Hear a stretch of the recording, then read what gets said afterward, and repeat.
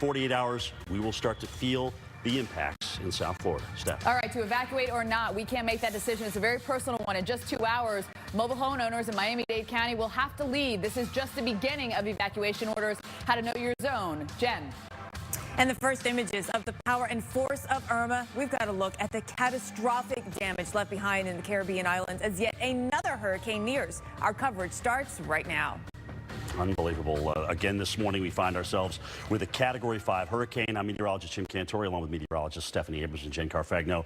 Welcome to our viewers in Florida watching us on their Local Now app as we continue to complete our coverage, continue our coverage of Irma, I should say. Still a powerful Category 5 storm, cutting a deadly path across the Caribbean and setting its sights now on the Turks and Caicos.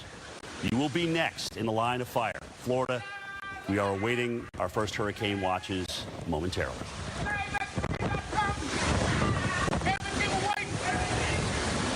Listen to that wind as Irma's ripping through the island of Anguilla.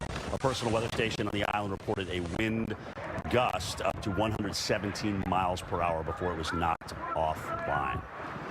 All right, Florida now bracing for Hurricane Irma. Lots of folks in South Florida cities like Miami, Fort Lauderdale, Naples, mulling whether or not to evacuate or not.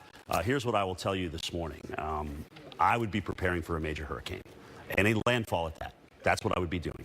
The airport will stay open until winds are sustained at 35 miles per hour. Let's go over to Steph with the latest. All right, so here is the latest with Hurricane Irma. And right now, this is going to zoom on out so you'll be able to see it a little bit bigger here. We have a few just cameras here. But winds right now at 180 miles an hour. We're down 5 miles an hour, but that doesn't mean we're not going to re-strengthen. So do keep that in mind. Our pressure is at 921. Here's the good news. The only saving grace that we have here is that it's moving west-northwest at 17. Remember, it was 16 yesterday. So things are going to be moving quick. Puerto Rico, thankfully, it stayed north of there. But again, this is booking it. I'm concerned, obviously, about the Bahamas and then eventually here into the U.S. 180 mile per hour winds. This thing has been record-setting for 42 consecutive hours. 18 hours was the previous record. Okay? 18 hours. We are on 42 consecutive hours.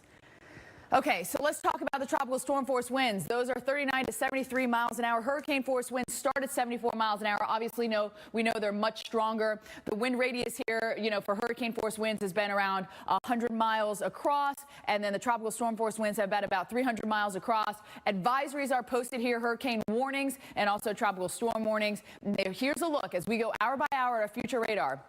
You are going to see this will stay to the north of the Dominican Republic and Haiti, but the Turks and Caicos, we are very concerned about you and the Turks and Caicos, and then eventually into the Bahamas. 700 islands make up the Bahamas here. So the surge is going to be a major issue, 15 to 20 foot surge there for the Turks and Caicos and the southern Bahamas. As we look over Hispaniola, our surge is going to be much lower at only about 3 to 5 feet. So as we continue through the day into the afternoon hours, the Bahamas are going to get hit. Cuba is going to be spared from the worst of this system here. Of course, we have watches that are posted for Cuba and also into the Bahamas. Now let's find the very latest, and then we're going to continue the story into the lower 48. Jen. Indeed. So let's bullet point the headlines on Hurricane Irma right now. Here's what we know. Authorities link at least 8 deaths across the Caribbean to the hurricane. More than half of Puerto Rico's 3 million residents don't have electricity this morning. Mandatory evacuations get underway in Miami-Dade today, and in Georgia and the Carolinas declaring states of emergency now that Irma may be headed their way. All right, let's talk about Florida's impacts, Jim, because we're expecting hurricane watches to go up today. Let's talk about timing and what to expect. So they didn't go up this morning, and that's, there's a little thinking in the fact that the storm's going to slow a little bit, but still, it's going to happen today at some point. And if I'm in Florida this morning, especially South Florida, you want to be preparing for a major hurricane landfall, okay? It's going to be close enough that, it's going to impact you. And that's what I want you to think about, regardless of exact track, because there are still this morning uncertainties, but there's not enough uncertainty that I can't tell you it's not going to happen, if that makes sense. All right, so here we go. We're going to watch this thing continue to be a powerhouse. It almost looks like from satellite presentation this morning, it's trying to get its act back together. We'll find out, obviously, when the hurricane hunters get out there. But look at this. We're still talking about a Cat 5 hurricane right up into, early Saturday morning here, and then eventually it weakens into a very strong Cat 4. All right, very close to Florida as we get into Sunday morning. That's the way this thing's going to go down. Then eventually it's going to make the turn here, whether it's on the state or not. It is going to be close enough and then impact our friends in Georgia, South Carolina, and North Carolina. Now remember, we've got that upper low, which is kind of sitting off to the west here, and that is going to pull this inland with its wind field.